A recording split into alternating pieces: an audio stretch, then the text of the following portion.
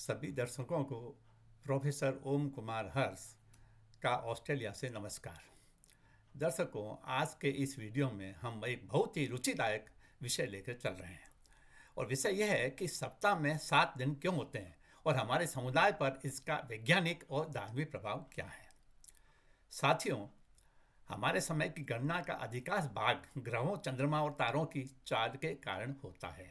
हमारा दिन पृथ्वी के अपनी धुरी के चारों ओर एक पूर्ण चक्कर लगाने के बराबर है। हमारा वर्ष सूर्य के चारों ओर पृथ्वी की एक परिक्रमा है जिसमें 365 प्लस 101/4 दिन लगते हैं, यानी 365 के अलावा 1/4 दिन भी लगते हैं। यही कारण है कि हम हर साल 4 फरवरी में हर साल 4 साल में फरवरी में ये अतिरिक्त दिन जोड़ते हैं जो एक लीप वर्ष है। लेकिन सप्ताह और महीना थोड़ा पेचीदा है। चंद्रमा के चरण और सौर कैलेंडर के साथ बिल्कुल मेल नहीं खाते हैं। चंद्रमा का चक्र 27 दिन और 7 घंटे लंबा है और प्रत्येक सौर वर्ष में चंद्रमा के 13 चरण होते हैं। कुछ शुरुआती सभ्यताओं ने ब्रह्मांड का अवलोकन किया और ग्रहों, सूर्य और चंद्रमा की चाल को रिकॉर्ड किया। बेबीलोन के लोग आधुनिक इराक में रहते थे। आकाश के बेद चतुर पर्यवेक्षक और बड़े इंटेलिजेंट लोग थे। उन्होंने 7 नंबर को इसलिए अपनाया क्योंकि उन्होंने 7 खगोलीय पिंडों सूर्य, चंद्रमा, बुध, शुक्र, मंगल, बृहस्पति और शनि का अवलोकन किया था। यानी कि सप्ताह में 7 दिन उन्होंने माना थे, इसलिए संख्या उसके लिए विशेष महत्व रखती थी। अन्य सभ्यताओं ने अन्य संख्याएं चुनी, जैसे मिस्रवासी सप्ताह में 10 दिन मानते थे। रोमन जो थे वो 8 दिन मानते थे। बेबीलोन के लोगों ने अपने चंद्र महीनों को 7 दिवसीय सप्ताहों में विभाजित किया, जिसमें सप्ताह का अंतिम दिन उनके लिए महत्व रखता था। यानी कि उन्होंने 28 दिन का एक महीना, जो चंद्रमा का पूरा चक्र प्रभावी ढंग से प्रबंधन करने के लिए, यानी मैनेज करने के लिए, बेबीलोन के लोगों ने अपने महीनों को 7 के 4 बराबर भागों में विभाजित किया। यानी कि 28 दिन का महीना माना और उनको 4 बराबर भागों में इसलिए विभाजित किया कि उनके लिए आसान था और समय की हर गणना के लिए ये एक आसान मामला था। इसे यहूदियों ने भी अपनाया और जो उस सभ्यता की शक्ति के चरम पर बेबीलोन के हालांकि बंदी थे। आसपास के क्षेत्रों की अन्य संस्कृतियों में भी ये 7 दिवसीय सप्ताह उस समय अपनाया, जिसमें फारसी लोग थे और यूनानी लोग शामिल थे। सदियों बाद सिकंदर महान ने भी निकट पूर्व में भारत की एक यूनानी संस्कृति का प्रचार शुरू किया, जो 7 दिवसीय सप्ताह की जो धारणा फैलाती थी।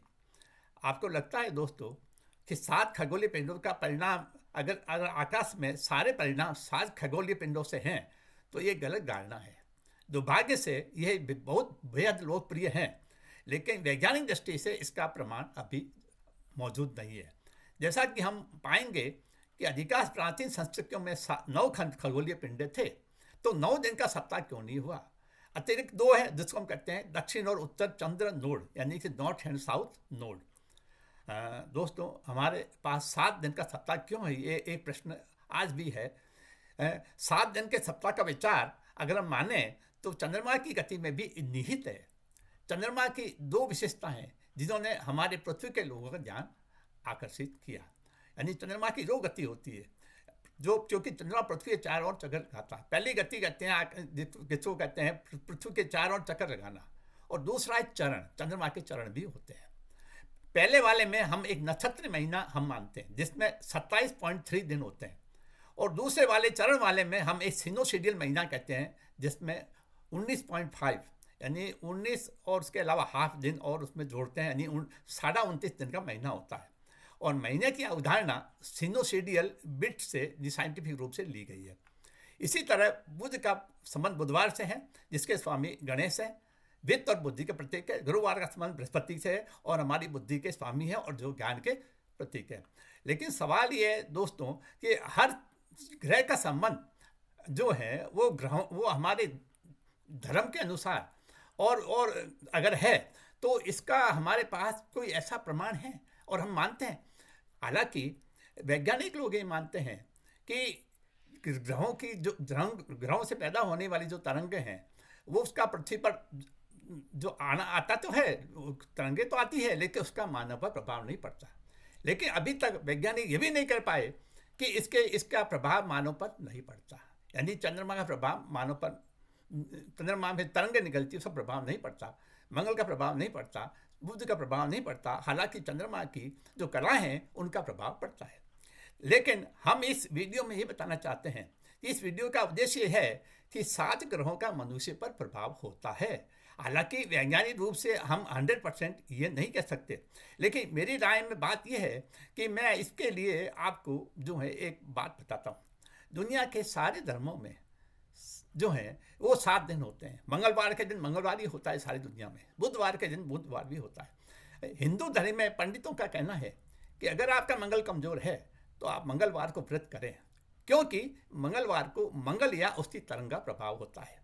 इसलिए उपवास करने पर आपका शरीर बाहरी ऊर्जा या बाहरी तरंगों को अवशोषित करने की कोशिश करेगा, क्योंकि उपवास के कारण शरीर में ऊर्जा की कमी होती है। इसलिए मंगल की कमी को कम या खत्म किया जा सकता है अगर हम मंगलवार के दिन उपवास करें, क्योंकि हमारा शरीर बाहर से ऊर्जा लेगा, क्योंकि बॉडी का जो इम्यून सिस्टम है वो कहीं से ऊर्जा लेगा। अगर उसको ऊर्जा नहीं मिल रही है तो बाहर से लेगा। ये एक बहुत ही रोचक तथ्य है और सभी धर्मों और संस्कृतियों में हम देखते हैं कि आज 7 दिन सभी एक जैसे हैं। तो इसका मंगल का प्रभाव मंगलवार को मंगल का ही होता है, बुधवार को बुधवार के होता है। आज अगर सोमवार है तो विश्व भर में प्रत्येक देश में प्रत्येक व्यक्ति के लिए सोमवार है। दोस्तों, ये बहुत लंबा विषय है और अंत में यही कहूँगा कि भारतीय धर्म अत्यधिक वैज्ञानिक है और तार्किक है। हम सभी को इसके महत्व को समझना चाहिए। तो हमारे ज्योतिष, हमारे वैदिक शास्त्र और हमारे जो पूर्वज थे ये कह गए कि इस दिन ये काम करो, निश्चित रूप से उस ग्रह की तरंगें उस दिन आती है। बुधवार के दिन बुध की तरंगें ज़्यादा मजबूत है, गुरुवार के दिन गुरुवार की तरंगें ज़्यादा मजबूत है।